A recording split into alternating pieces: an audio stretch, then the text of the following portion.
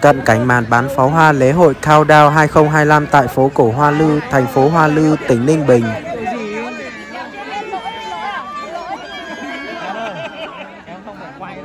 Mở đầu cho video này đó chính là phần 1, màn bắn pháo hoa trên dù lượn lần đầu tiên xuất hiện ở Việt Nam. Quay làm gì cho nó mệt. Khả năng cái này nó tham minh từ chỗ xa về đây không hãng được. Đấy, pháo hoa đấy, xem nốt này nhá, xem nốt này về nhá. 50.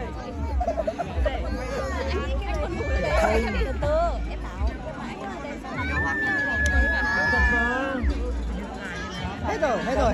Về thôi. Dây dài nó nối cái dây Cái gì bình thường nó đang sáng rồi.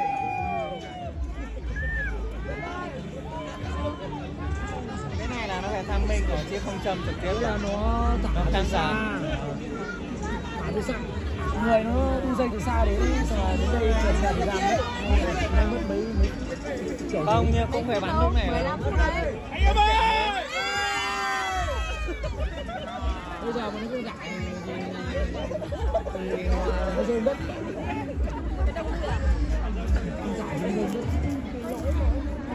Mình bảo anh em Ninh Bình ơi.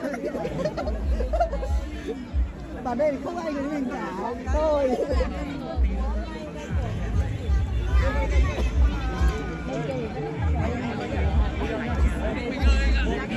Nó lượn ở trên trời từ đất đường.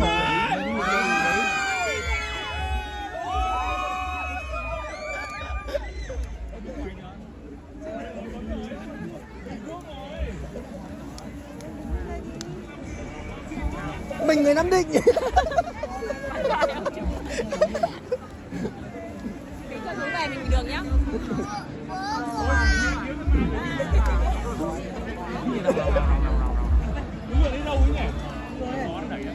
Các bạn ơi, như này lâu một người.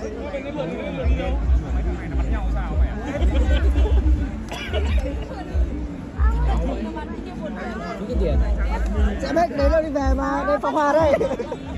Pháo hoa đây, muốn xem pháo hoa đây. Đây pháo hoa đây.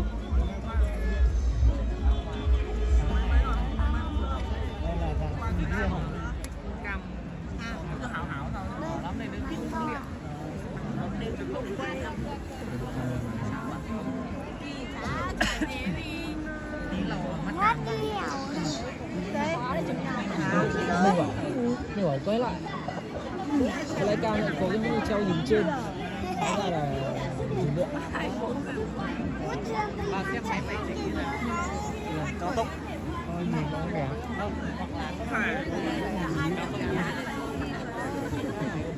Và kẹo linh hồn lên lấy bỏ nhân ra một kẹo linh nằm sớm luôn. Để đến tình máy Quả này 15 phút không? Cái này còn đang phải pháo đến tình máy này. đùi đúng hơn. Này lâu nhờ. Pháo hoa một thằng treo nhiều trên người như thế nó hơi xa xa. Nó được là cái dây dài làm đuôi như cái đuôi diều như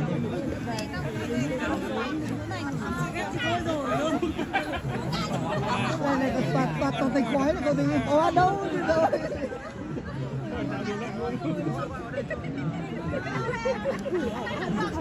Đứng đây toàn thành khói, toàn pháo đâu.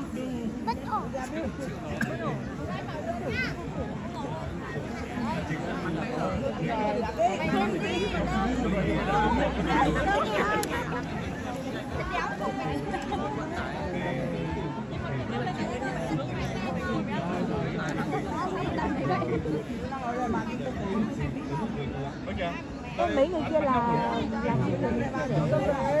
Đi cano cái thuyền đâu. kia để bắn pháo à? Bạn đã bảo pháo hoa là cái đấy. Có mỗi vậy thôi.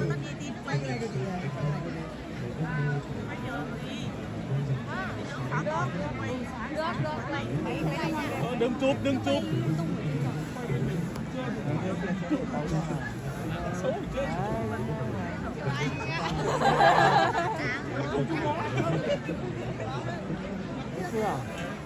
Mình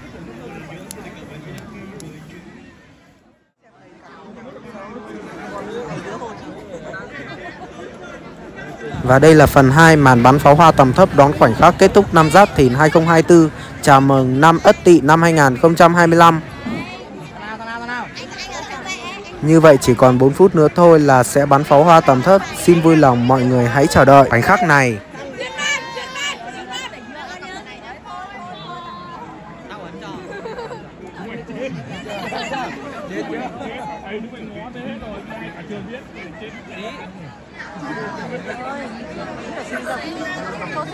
Sắp ở sắp có pháo hoa rồi. Bây giờ tập trung vào kia. Đến 1 4 anh ngồi chứ. Cái này một cái này đi.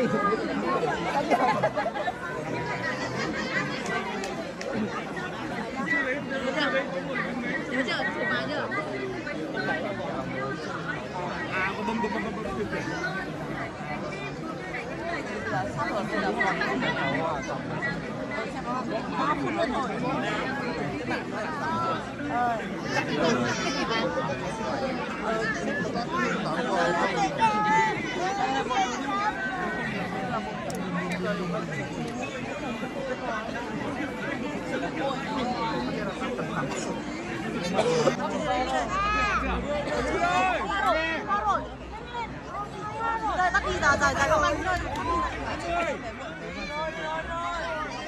Đây rồi sắp. Và đây là khoảnh khắc bắn pháo hoa tầm thấp cũng đã đến đánh dấu chính thức bắt đầu sang năm mới 2025.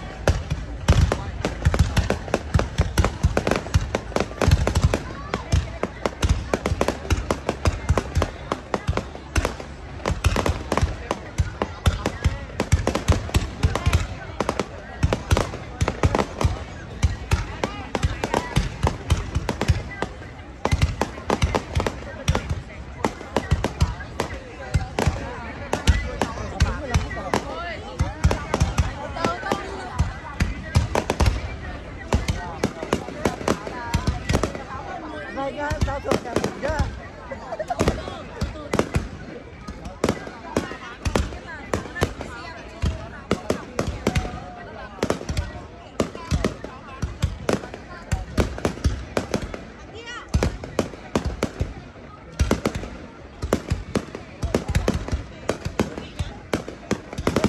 Tất cả bữa kia về nhà uống nhá, ai ngủ.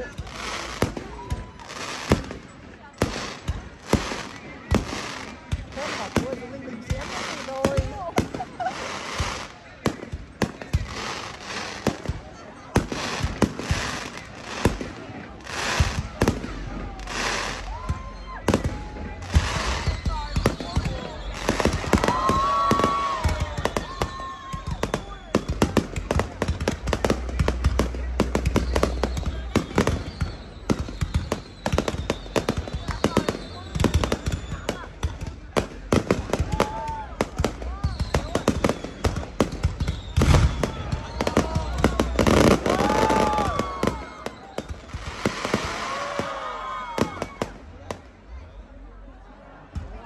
Vẫn còn.